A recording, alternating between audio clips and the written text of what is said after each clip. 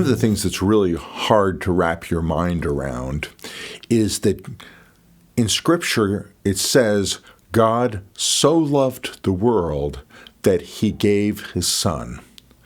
And in terms of this, the giving of his Son in the context of John chapter 3 is that he gave his Son because he wanted to see a transformation. He wanted to see a change. He wanted to see the world in a place and in a position where it could be reconciled back to him. And some people say, well, why isn't the world automatically reconciled to God? And that would probably be another video if I'm going to keep these short, succinct, and to the point. But at the same time, it is really not hard for us to look around the world and go, if there is a God, we can obviously see that the world is not reconciled to one who would be loving, who would be righteous, who would be pure, who would be just.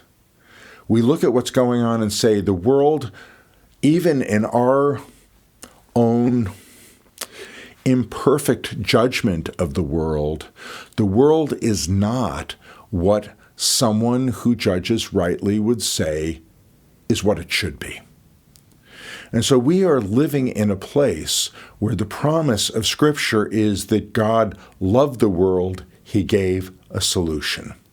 But as he loved the world and he gave a solution, here is the situation. The situation is that the solution is not complete and finished. The solution is currently in process.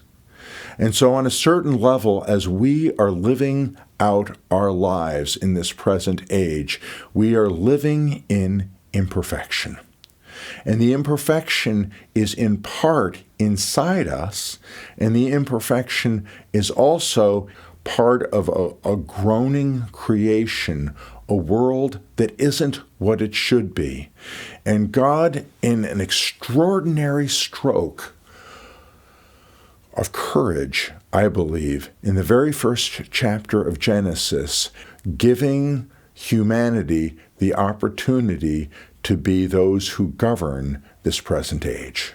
So those who operate in righteousness are building and kneading and kind of pushing into the creation righteousness.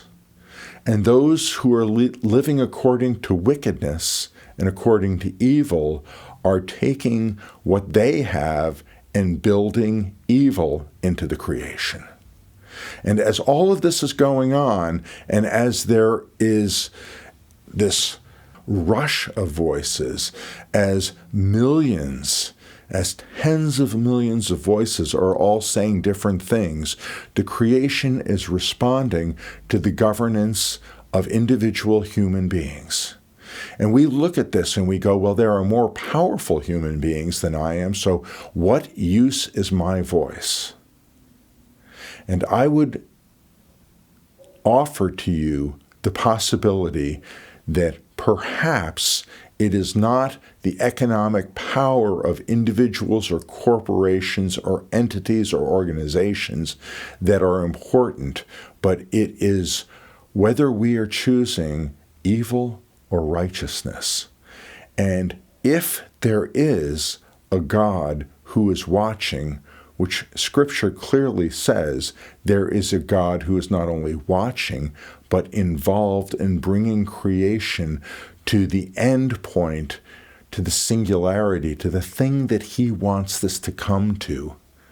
If this God is involved, your contribution to the best of your ability to do what is necessary to bring good, to bring righteousness, to bring reform, to bring the character of God into this present age is not a wasted or a fruitless event, but it is an event that even if in human history it's not appreciated, by the God who is watching, by the God who is working, by the God who is moving through history, and by the God who has prophesied in the end, there is going to be an extraordinary redemption. He is paying attention. And though you may feel others don't appreciate this, God himself appreciates the move towards righteousness. Shalom.